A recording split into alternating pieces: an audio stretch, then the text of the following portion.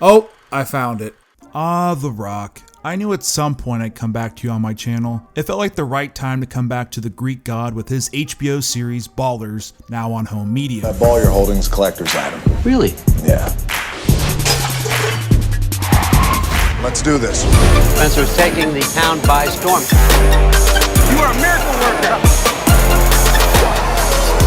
Before getting into this review, Ballers, the complete series, was supplied by Warner Home Entertainment. This, however, is not a paid promotion, and as usual, will feature my complete honesty.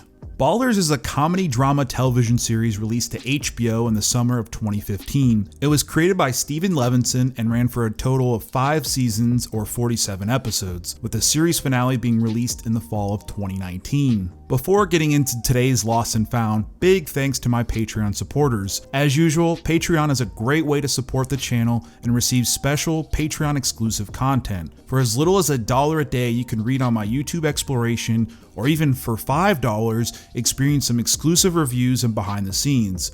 Every dollar spent goes directly into the channel and saves you from a possible cocaine addiction. Every bit helps, and I'm entirely grateful for everyone that does support now. Okay, back to the review. People don't just hand things over. You've just got to take it. To the victor go the spoils. Ballers stars Dwayne "The Rock" Johnson as Spencer Strasmore, a retired NFL player navigating the afterlife of the NFL as the financial manager of other NFL players. He soon then climbs the ranks through the series, discovering his true destiny in one of the most popular sports in the world. Along the way, he's teamed up with Joe Crutel, played by Rob Corddry. The two are partners, journeying through diva personalities, rich evil white businessmen, and occasionally cocaine. The banter between the two can be some of the more engaging material in the show. His fucking yacht and fuck his fucking company. Fuck her fucking pictures, fuck her fucking emails. Balancing both partners, friends, and even enemies. One of the main strengths of Ballers is the all-star cast, including of course Dwayne "The Rock" Johnson, the funny Rob Corddry, the up-and-coming John David Washington, the relatable big man Omar Miller, and a host of other talented actors. Throughout the series, you will easily find a character you absolutely love. Some of us believe that we could do anything.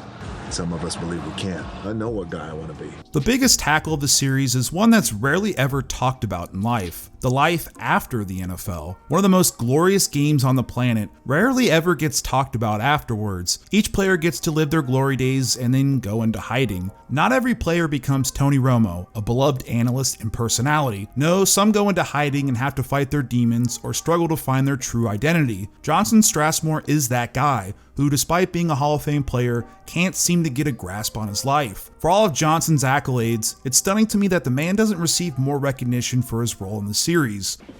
You know, Spence, you're all right. Reminder always helps. I'll be the first to say that Johnson isn't Daniel Day-Lewis and has become a bit more renowned in, well, just being himself. While lovable, it's pretty much Johnson walking around on set and doing his thing most of the time. Ballers feels like an exploration of something a bit deeper, perhaps darker to Johnson. Or you just discard them as if they got no value at all. And God forbid they get hurt.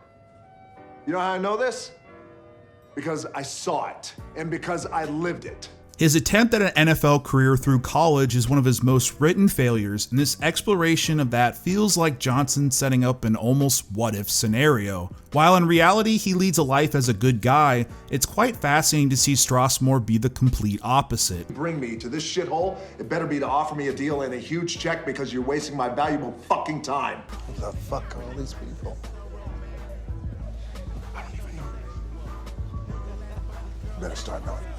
While the series isn't filled with hard-to-love characters or mustache-twirling villains, besides Omar Miller's Charles Green or lovable big man Vernon Littlefield, the series is filled with people. Everyone has their own motives, sometimes not aligning with what we as an audience hoped for or even wanted. Strasmore does some stupid things, and his impulsivity eventually gets the better of him. The same goes for one of the series' best characters, Ricky Jarrett, played by John David Washington. Jarrett, a talented NFL player, is much like that of real-life NFL wide receiver Antonio Brown. I sincerely apologize for the trouble of this very brief encounter with Miss Cooley.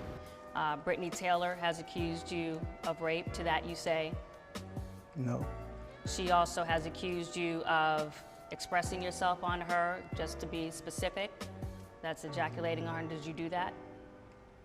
We really don't get into stuff out the court and the procedures, but Despite his immense talent, surrounded by people who truly love him, he continues to make career-burning decisions that leave you shaking your head. Why? If it wasn't for the fact that diva personalities mixed with CTE are in fact real NFL issues, this would seem entirely implausible, but here we are. Dumb illiterate motherfuckers better read my stats. I blow them all off the fucking planet, and you know that. Do you have any concerns of having CTE at all? I just got a whole lot of money, that's it. I'm gonna let you end on that. The series isn't shy about addressing some serious issues: drug abuse, steroid abuse, player personalities, women, money, CTE, the corporate schemes of the NFL and the NCAA. It's all here. This does, however, bring to one of the biggest issues I had with the series. It introduces a lot of these ideas, but majority do not really go anywhere of note, like Jarrett's steroid abuse later in his career. It's an understandable arc given his age and his mentality. However, the story arc leaves a lot to be desired, with Jarrett getting a suspension that doesn't entirely affect us since we don't ever see games played. The same could be said for Strassmore's long battle with pills or narcotics. This is occasionally brought up to slant Strassmore's character, but as the series concluded, nothing resolved with this issue. Did he quit? Did it affect him? Some of these issues are consistently added, but rarely ever worked out. So I took the number 18 to flip the script.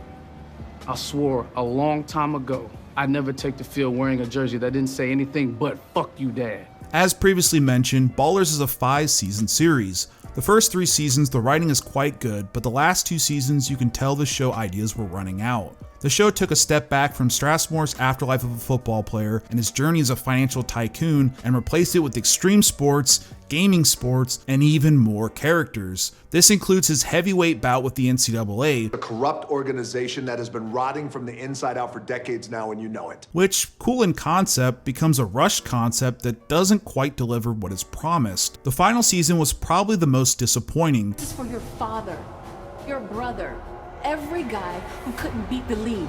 Chalking in at the lowest runtime and the fewest amount of episodes. Once more, new ideas are introduced, like Ricky Jarrett having his own radio show, or the season arc of Strassmore owning a team. All these ideas, while neat, aren't entirely fleshed out. That all being said, the biggest hit of season 5 is the lack of conclusion. Most series that have that last final season and are aware of it do their absolute best to wrap up storylines.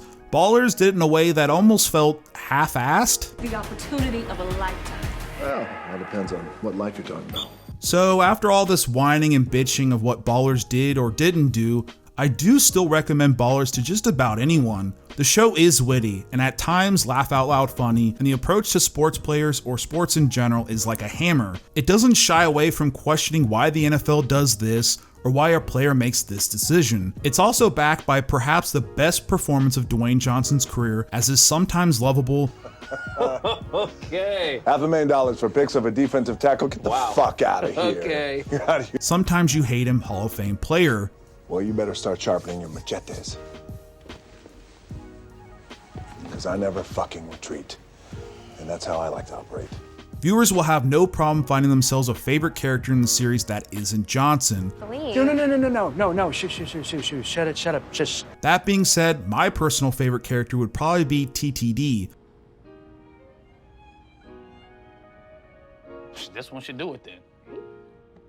How much is this gonna cost? $400,000. The right-hand man to Ricky Jarrett. He provides some of the funnier lines in the show. Bella and I, we got an open thing. Let's not forget about your teammate's mother. Sexual rock bottom right there. Of course, sports fans will also come to love the vast amount of cameos from athletes. Keep it authentic, especially bringing in, guys that's playing now, current players, former players. There's been shows in the past that wasn't even close, but this is kind of spot on. The complete series that was sent to me by HBO is DVD only. Surprisingly, in the day and age of 4K, HBO did not do the complete series in Blu-ray. With the show shot on location, especially all the tropical settings, it would have been nice to see a high-definition release. Come on. Stop whining. This is a minor nitpick, and at Best Buy's $59, it is a solid pickup. The first seasons especially have tons of replay value, and if you're a fan of Dwayne Johnson, this is a must-have in your collection. Ballers is a solid binge into the sometimes murky afterlife of an athlete, and gets my recommendation. Hey Tots, Ballers is a solid, entertaining show. I hope you all check it out, or if you have, let me know what you think down in the comments below. As usual, thanks to my Patreon supporters. I hope more of you consider supporting the channel. I'll see you on the next video. See ya, Tots!